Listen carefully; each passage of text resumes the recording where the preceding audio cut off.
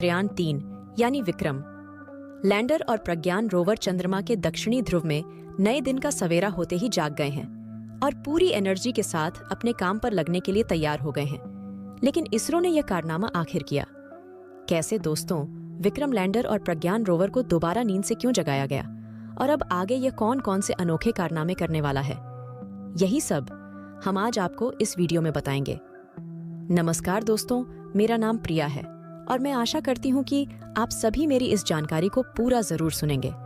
लेकिन दोस्तों, उससे पहले आप हमारे चैनल को सब्सक्राइब जरूर करें ताकि आपको चंद्रयान-3 से जुड़ा हर नया अपडेट इसी तरह मिलता रहे। दोस्तों, चंद्रयान-3 के लॉन्च होने से पहले इसरो ने इस मिशन के बारे में दुनिया को बताया था। उसके अनुसार यह मिशन 4 सितंबर के दिन ही पूरा होकर खत्म हो जाना चाहिए था। लेकिन आज चंद्रयान-3 को चंद्रमा के दक्षिणी ध्रुव पर लैंड किए हुए 1 महीने का समय बीत चुका है और हैरानी की बात तो यह है कि हमारा यह मिशन अभी भी जारी है। और अभी की बात करें तो हाल ही में इसरो के वैज्ञानिकों ने हमारे प्रज्ञान रोवर और विक्रम लैंडर को एक रेडियो सिग्नल भेजकर गहरी नींद से जगा दिया है। और इसी के साथ हमारे चंद्रयान-3 के मिशन का दूसरा अध्याय अब शुरू हो चुका है। यानी अभी तक चंद्रयान-3 ने जो कुछ भी खोज किया वह सब सिर्फ इस मिशन का एक हिस्सा था और अभी आगे इसकी और भी कहानी बाकी है। लेकिन हम सबके मन में सवाल तो ये उठता है कि यह सब आखिर हुआ तो हुआ कैसे? अगर हमारा चंद्रयान-3 मिशन 4 सितंबर को खत्म होने वाला था तो इसे इतना आगे तक क्यों बढ़ाया गया?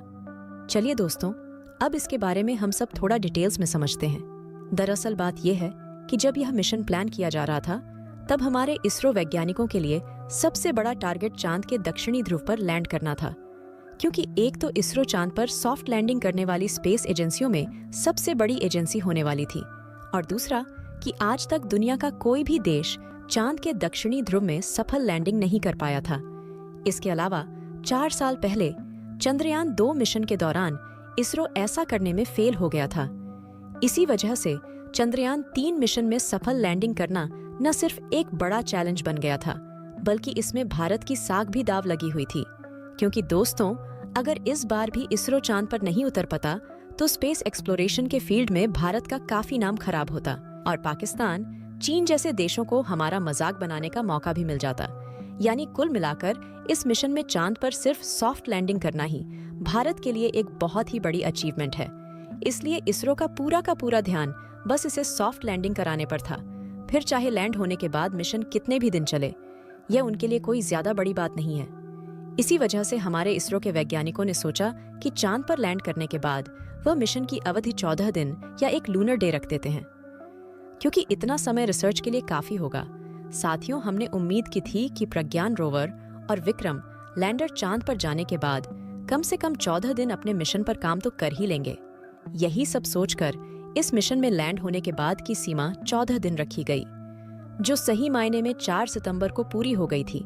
लेकिन कहानी में बदलाव तो तब आया जब 14 दिन पूरे होने के बाद भी इसरो ने इस मिशन को पूर्ण घोषित नहीं किया और हमारे प्रज्ञान रोवर और विक्रम लैंडर को स्लीप मोड में डालकर मिशन को एक लूनर डे के लिए आगे बढ़ा दिया गया।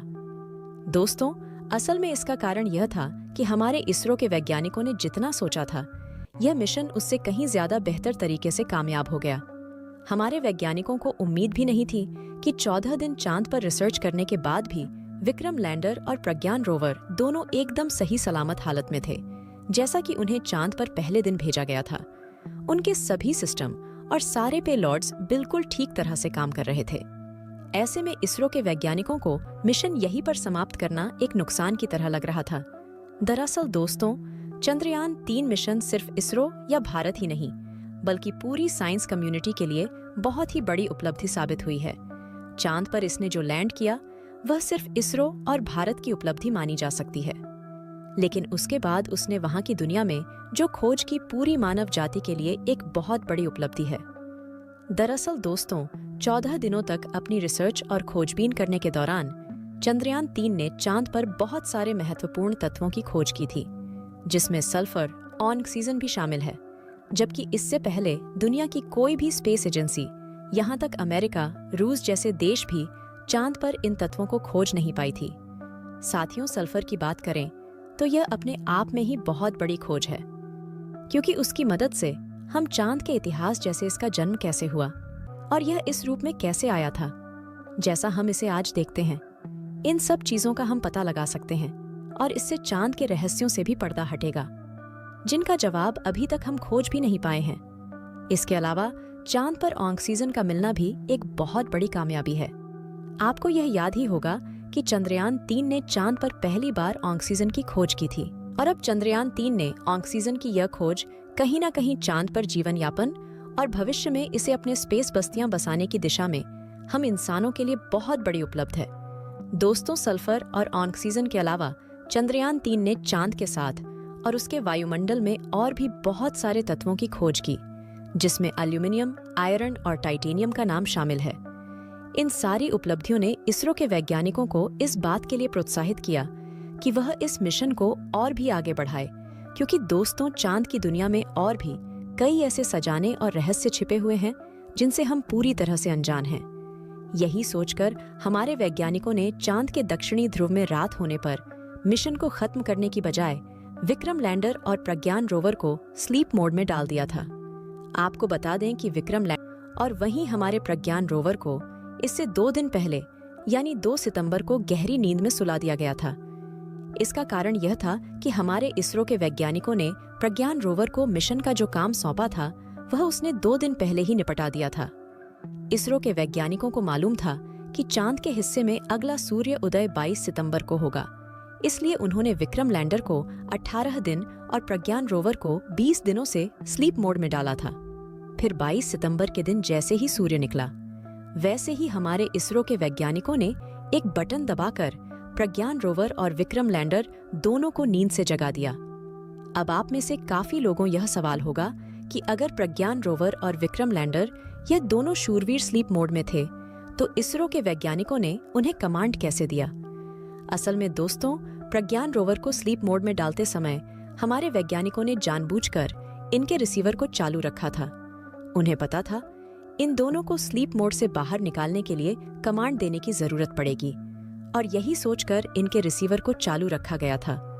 तो अब तक प्रज्ञान रोवर और विक्रम लैंडर एक दिन की शुरुआत होने के साथ अपनी नींद से जा चुके हैं। इसरो के वैज्ञानिकों ने इनकी हेल्थ चेक करने के लिए कई सारे टेस्ट भी किए और नतीजा यही निकला कि उनके सभी सिस्टम एकदम ठीक तरीके से काम कर रहे हैं। यानी बहुत जल्द ही वैज्ञानिक उनके आगे के मिशन का कार्यभार उनको सौंपने वाले हैं और उम्मीद की जा रही है कि इस बार इसरो इनसे कुछ अलग तरीके के काम भी कराने वाला है, क्योंकि दोस्तों, इस मिशन में खोने के लिए कुछ भी नहीं बचा है, चाहे आगे कुछ भी हो जाए। लेकिन इतिहास की किताब में यह मिशन हमेशा सफल ही लिखा जाएगा। लेकिन इस एक्सपेरिमेंट में हमारे हाथ कोई ऐसी चीज लग जाए जो चांद के बारे में हमारा सोचने समझने का नजरिया एकदम ही बदल देगा।